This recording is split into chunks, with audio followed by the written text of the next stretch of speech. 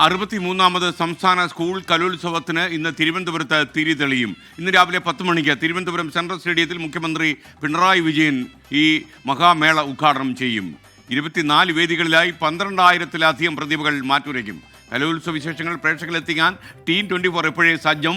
മുഴുവൻ വിവരങ്ങളും തത്സമയം കാണാം അനന്ത കലാപുരിയിലൂടെ. പ്രധാന വേദിയായ സെൻട്രൽ സ്റ്റേഡിയത്തിൽ പ്രവിത ലക്ഷ്മിയും ഷെഫീദ് റാവുത്തറും ഉണ്ട്. അവർ നമുക്കൊപ്പം തത്സമയം ചേരുകയാണ്. Good morning guys. നമ്മുടെ ആളുകളെല്ലാം സജ്ജമാണല്ലോ.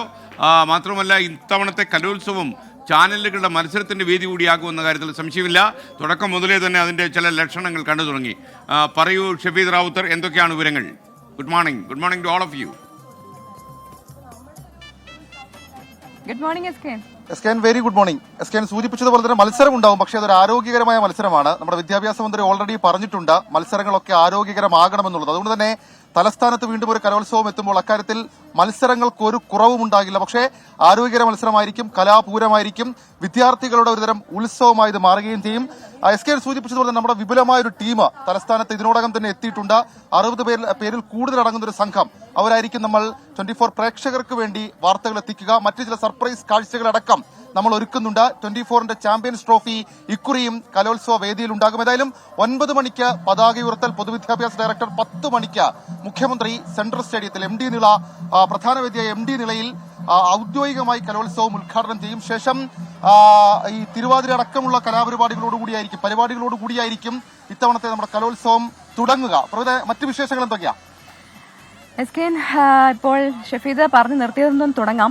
നമ്മുടെ ടീം എല്ലാം സജ്ജമാണ്. ഞാൻ വളരെ പെട്ടെന്ന് നമ്മുടെ ടീം മെമ്പേഴ്സിലേക്ക് പോവുകയാണ്. ആദ്യം ഇവിടെ സലിം മാലിക്കുണ്ട്. സലിം, നമ്മളെ തർക്കാണ്. നമ്മള് കഴിഞ്ഞ കുറെ ദിവസമായിട്ട് തുടങ്ങിയാണല്ലോ. നമ്മള് ഇന്നു മുതൽ അങ്ങ് ഇറങ്ങുക ഒന്നിച്ചങ്ങനെ. ജയശങ്കർ ഉണ്ട് ഇവിടെ. ജയശങ്കർ, എത്രാമത്തെ കലോത്സവമാണ്? ഞാൻ ആദ്യമായിട്ട് കലോത്സവത്തിന് വരുന്നത്. അപ്പം എന്താണ് പ്ലാൻ? പ്രത്യേകിച്ച് പ്ലാനൊന്നുമില്ല. അതുകൊണ്ട് തന്നെ എന്തെങ്കിലുമൊക്കെ കാര്യമായിട്ട് ഉണ്ടാവും വിചാരിക്കുന്നു. നമുക്ക് കപ്പ് കൊണ്ടുപോകാൻ വേണ്ടി വന്ന അപ്പൊ കണ്ണൂർക്ക് തിരിച്ചു കൊണ്ടുപോകും ഞങ്ങള്.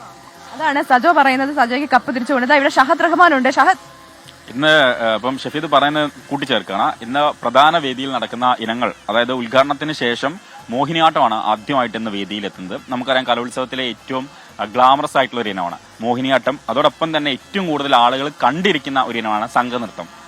അതാണ് രണ്ടാമത് വേദിയിലെത്തുന്നത്. പിന്നെ ദഫുമുട്ടുണ്ട്, ഒപ്പനയുണ്ട്. അങ്ങനെ ജനകീയ കലകളൊക്കെ തന്നെ ഇന്ന് വേദിയിലെത്തും എന്നുള്ളതാണ് ഈ കലോത്സവത്തിന്റെ ആദ്യ ദിനത്തെ പ്രത്യേകത. അതെ, പ്രതീഷ് ഉണ്ട്, അലക്സ് ഉണ്ട്. അലക്സ്, സന്തോഷം. നമ്മൾ നേരത്തെ പറഞ്ഞതുപോലെ എല്ലാവരും സജ്ജമാണ്.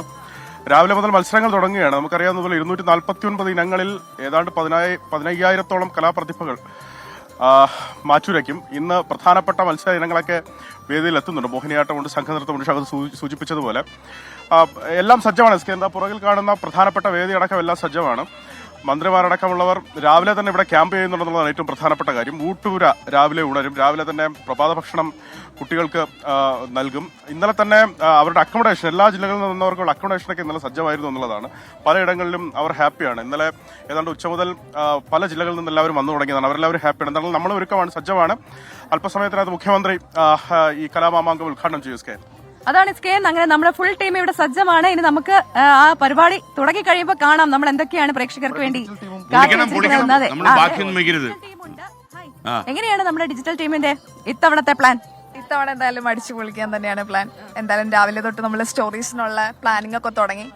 അങ്ങനെ കഴിഞ്ഞ തവണ മമ്മൂട്ടി ഏത് വേഷിട്ട് വരുന്നത് നമ്മളാണ് പ്രവചിച്ചത് കേട്ടോ. നമ്മളാണ് ആ കുട്ടികളെ കൊണ്ട് പറയിപ്പിച്ചത്. ഇത്തവണയും പ്രവചനങ്ങൾ പ്രതീക്ഷിക്കാം നമുക്ക്. അതെ, അങ്ങനെയാണ്. അപ്പോൾ നമുക്ക് കണ്ടറിയാം ഇനി എന്തൊക്കെയാണ് 24 പ്രേക്ഷകർക്ക് വേണ്ടി കാത്തു വെച്ചിരിക്കുന്നത് എന്നുള്ളത്. Okay, thank you Pravitha Lakshmi, thank you my dear team. പൊളിക്കണം, എല്ലാവരും പൊളിക്കുക. ഞാനിവിടെ വരുന്നുണ്ട്. ഞാൻ വരുന്ന പ്രമാണിച്ച് നിങ്ങൾ സ്ഥലം വിട്ട് കളയരുത്.